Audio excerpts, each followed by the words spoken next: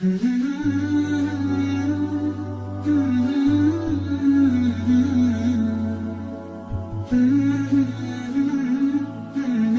الرحيم. الحمد لله رب العالمين والصلاة والسلام على سيدنا ونبينا Mohammed وعلى آله وأصحابه أجمعين. On commence par remercier Allah subhanahu wa ta'ala, celui qui nous a donné la vie ce matin et celui qui nous a permis de venir dans sa maison.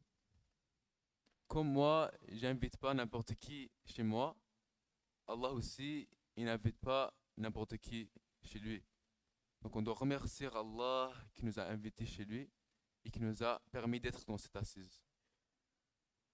Et Allah subhanahu wa ta'ala, notre Seigneur, notre Créateur, le roi de l'univers, il a ordonné certaines choses pour sa création. Il a fait des ordres pour sa création. Tu vois. Allah a mis le jeûne, Allah a mis la prière, et aussi Allah a mis le hajj dans ces temps-là, dans ces journées Mubarak. Et le hajj, en fait, il y a beaucoup de fruits de hajj. Tu vois. Le hajj, c'est pas juste un truc qui est rituel, un truc qui du sport. Tu vois.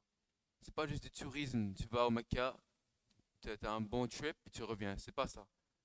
Il y a beaucoup de fruits. Et la plus grande des fruits de hajj, c'est le taqwa. Tu vois. Parce qu'en fait, les hujjaj, quand ils vont dans le pèlerinage, ils sont ordonnés d'être dans un état d'abstinence. Allah subhanahu wa ta'ala, il dit dans le Coran, فَمَنْ فَرَضَ فِيهِنَّ الْحَجَّ فَلَا رَفَثَ وَلَا فُسُوقَ وَلَا جِدَالَ فِي الْحَجِّ. Quand on part dans le hajj, il ne faut pas faire des obscénités. Il ne faut pas disputer. Et si tu fais ça, ton hajj est invalide. Donc dans cet état, toutes ces choses banales deviennent haram. C'est pour ça que tu es dans un état de ihram. Tu es dans un état de ihram, donc toutes ces choses-là deviennent haram pour toi. Tu vois. Et ça se peut que c'est très chaud, il y a beaucoup de gens, tu vois, et tu as des émotions qui vont sortir. Mais pour s'abstenir de ces émotions et ne pas disputer, ne pas faire des obscénités, ça fait partir de taqwa de hajj. Ça fait partir de, de suivre l'ordre d'Allah dans le hajj aussi, parce que c'est haram de faire ces choses-là. Et donc, dans cet état, ça ne sert pas juste faire le voyage, mais ça sert à être dans un état interne aussi. Je mets les ihram, je suis dans un état externe, j'ai l'état externe avec les ihram, mais aussi j'ai l'état interne, qu'il y a des choses qui sont haram que je ne peux pas faire. Des choses, je ne peux pas argumenter, je ne peux pas disputer. Tu vois, je ne peux pas faire du haram. Ça, c'est l'état interne qu'Allah veut qu'on qu'on protège dans nos cœurs pendant le hajj. Et pas juste dans le hajj, mais Allah veut que cet état de nos cœurs soit projeté à toute notre vie quand on revient. C'est ça le but, c'est ça l'objectif du hajj. Allah veut que l'état de taqwa, l'état d'abstinence qu'on cultive pendant le hajj, ça devient un mode de vie pour nous quand on revient. Ça devient un mode de vie pour nous quand on revient du hajj. Donc c'est un grand pèlerinage. Il y a beaucoup de rituels. Tu vois, il y a le tawaf, il y a le talbiya, il y a le lancement des pierres. Il y a beaucoup de choses qu'on doit faire pendant le hajj. Et ça, c'est toutes des choses que Allah a, nous a ordonné de faire pendant le hajj. Allah nous a ordonné de faire pendant le hajj. Et en réalité, il faut comprendre que si on honore les choses que Allah a ordonnées, ça c'est min taqwa al-qulub. Ça c'est min taqwa al-qulub, celui qui honore ce que Allah a honoré, ce que Allah a mis pour nous comme ordre, ça fait partie de taqwa al-qulub. Tu vois? Quand, comme les sahaba, ils étaient toujours en train d'attendre la prochaine prière. Ils finissent la prière, ils sont toujours en train d'attendre la prochaine prière. Ce que Allah a ordonné pour eux, ils ont hâte de le faire. Ils ont hâte de le faire par la crainte d'Allah subhanahu wa ta'ala. Tu vois? Donc, la crainte d'Allah, vraiment, même si on ne comprend pas peut-être le hikmah derrière, même si on ne comprend pas pourquoi je dois faire cette chose-là, ça c'est la soumission à Allah subhanahu wa ta'ala. La soumission que je fais cette chose-là, pas parce que je veux le faire, pas parce que si, tu vois, ça, c'est en accord avec mes émotions, avec mes plaisirs, mais parce que c'est juste seulement parce que c'est mon Seigneur qui l'a ordonné. Celui qui a créé, celui qui m'a créé, celui qui est Al-Hakim, celui qui met en chose, met dans ma vie des choses qui sont bien pour moi. Même si je ne comprends pas c'est quoi, je sais que c'est un bien pour moi. Parce que c'est Allah Al-Hakim, c'est lui Al-Khaliq, celui qui a créé l'humain. Il sait qu'est-ce qui est bien pour lui. Donc je suis les ordres d'Allah même si je ne comprends pas c'est quoi. Donc il y a beaucoup de choses qu'on fait dans le Hajj et ça, chaque chose on le fait par soumission à notre Seigneur. On le fait par soumission à notre Seigneur. Donc ça c'est aussi l'essentiel de Hajj. Tu vois. Tu fais le pèlerinage et tu suis tout ce qu'Allah il veut que tu fasses dans cette Hajj, même si c'est fatigant. Tu vois, il y a des gens qui sont déjà partis au Hajj juste les demander. C'est très fatigant, tous les rituels. Mais tu le fais, tu vois, tu sacrifies ton énergie, tu vois, l'argent que tu as mis pour ce voyage-là, c'est très cher le Hajj. Tu vois, tout ça, c'est pour Allah subhanahu wa ta'ala. Et il faut établir l'état interne de taqwa aussi. Tu vois, tu veux pas juste gaspiller de l'argent comme ça. Tu veux établir, tu veux avoir l'argent, tu veux payer l'argent pour aller, mais tu veux aussi établir l'état interne. Et bien sûr, après ça, le sacrifice de l'animal aussi, c'est pas, tu vois, pour la viande ou pour le sang. Allah il dit dans le Coran, c'est pas la viande, c'est pas leur viande ni leur sang qui va atteindre Allah, mais c'est bien le taqwa dans le c'est votre taqwa qui va atteindre Allah. Donc Allah, il veut pas des choses de nous. Allah, il n'a pas besoin de nos pèlerinages. Allah, il n'a pas besoin de nos prières. Allah, il n'a pas besoin de nos jeûnes. Allah veut juste voir combien de taqwa on a dans nos cœurs. Allah, il veut juste voir combien de taqwa on a dans nos cœurs. Juste un petit exemple de taqwa de Abu Bakr radiallahu anhu. Un jour, quelqu'un lui a donné un date. Juste un petit date. Il l'a mangé. Mangé la date. Après ça, on lui a dit que cette date-là, elle vient d'une source de sadaqa. Elle vient d'une source qui c'était pas permissible pour qu'il mange. Et ensuite, ce qu'il il a essayé de faire, il a essayé de vomir la date. Mais fait que sa ventre était vide, il ne pouvait pas la vomir. Donc ce qu'il a fait, il a bu de l'eau, il a continué à boire de l'eau jusqu'à qu'il il a pu tout vomir. C'était comme ça les taqwa des Sahaba. Ils avaient la crainte de même euh, de s'obéir à Allah pour même un instant, même pour une seconde. Et en fait, il faut comprendre aussi que le Hajj, ça se fait pas juste avec le corps. Même pas pèlerin, même si on n'est pas pèlerin,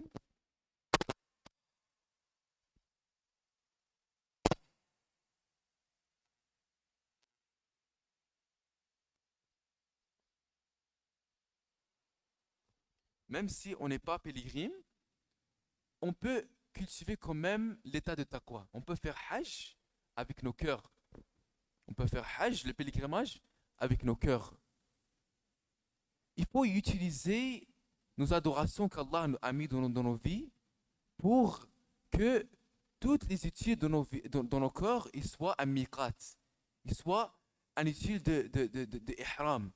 C'est-à-dire que je crains Allah dans mes pieds, je crains Allah dans mes yeux, je crains Allah dans ma langue. Je ne dis pas ce que Allah il aime pas. Je ne regarde pas ce que Allah il aime pas. J'écoute pas ce que Allah aime pas. Je marche pas vers ce que Allah aime pas. Donc, le taqwa, c'est une chose qu'il faut se cultiver dans toute la vie. Il faut comprendre que les hujjaj, ils sont ordonnés d'avoir un certain état de taqwa pour que cet état, ça devient leur mode de vie. Ça devient leur mode de vie. Donc c'est ça le but derrière. Et juste très vite donner un autre exemple de taqwa. Ali radiallahu anhu, un grand sahabi, un juif a volé son bouclier. Et ensuite il est parti au juif, il lui a dit que ça c'est mon bouclier. Le juif il a dit non, c'est pas à toi. Donc ce qu'ils ont fait, ils sont partis au cours. Ils sont partis au juge. Et Ali radiallahu anhu, ce qu'il a fait, il a amené comme témoin deux de ses fils. Et comme les témoins, c'était ses fils, le juge, il a jugé contre Ali. Et donc, le juif, il a gagné la situation. Donc le juif, il s'est dit, subhanallah, il s'est dit, comment ça, le khalifa, il est à côté de moi et j'ai gagné dans le cours contre lui, subhanallah. Il s'est dit, comment c'est? Donc il a dit, ces gens-là, ils sont absolument justes. Ça veut dire que monsieur-là, Ali radhiyallahu anhu, cet homme-là, il est 100% juste. Même s'il est le khalifa, il ne peut pas avoir de l'injustice. Et le juge, il a jugé contre le khalifa. Et donc le juif, il est entré dans l'islam. Il a redonné le bouclier à Ali radhiyallahu anhu. Ça, c'est pour voir l'état de taqwa que les sahaba ils avaient. Le niveau de taqwa que les sahaba ils avaient. Et donc, le taqwa, il faut comprendre que ça sert à être conscient de notre Seigneur. Dans toute notre vie, on soit conscient de notre Seigneur. Et le prophète sallam, il a dit que le taqwa, c'est ici, dans le cœur. Et il a pointé à son cœur 3 fois. Et il faut comprendre, tu vois, parce que dans nos jours, c'est comme si qu'on voit que le taqwa, c'est quelque chose qui est, tu vois, c'est réservé pour les pieux. C'est quelque chose qui est, tu vois, réservé pour les pieux. Mais il faut comprendre que pour tous les musulmans, le seul objectif des adorations qu'Allah a mis dans notre vie, c'est pour avoir le taqwa. C'est pour avoir le taqwa. Allah il dit, Ya ayyuhalladhina amanu kutiba alaykum as-siyamu kama kutiba ala alladhina min qablikum la'allakum tattaqun. Le jeûne, c'était mis pour vous, c'était ordonné pour vous, les croyants, comme c'était ordonné pour ceux qui sont venus avant vous, pour que vous ayez le taqwa, pour que vous ayez la crainte d'Allah subhanahu wa ta'ala. Et quand on est conscient d'Allah, on ne va pas mentir, on ne va pas tricher, on ne va pas regarder le haram, tu vois. Craindre Allah quand je suis seul. C'est ça le but de mes adorations. C'est ça le but de mes adorations. Parce que si je crains pas Allah, ça sert à rien, tu vois. Les Sahaba, ils ont demandé au prophète sallallahu alayhi wa sallam, c'est quoi la sincérité du kalima? Ma ikhlasuha ya Rasulallah. Et ce qu'il a dit, il a dit, an tuhjizahu an maharimillah, ou kama qala sallallahu alayhi wa sallam. Il a dit que ça lui interdit de faire le haram. C'est-à-dire que quand je suis fâché et je vais faire un acte, le kalima la ilallah, je me rappelle d'Allah, ça me interdit de faire ça. Ça m'interdit de faire un truc qui est banal. Même le fait de trop parler. Allah il n'aime pas le fait de trop parler. Tu vois? Le professeur me dit, Man samata naja. Celui qui est silencieux, il va avoir le succès.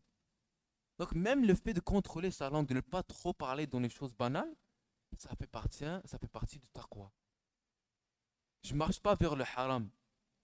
Et le taqwa, celui qui a le taqwa, ça lui permet de craindre Allah dans toutes ces situations. Si dans le travail, s'il est chez lui avec ses parents, avec ses frères, avec ses amis, même quand il s'amuse, il a le taqwa.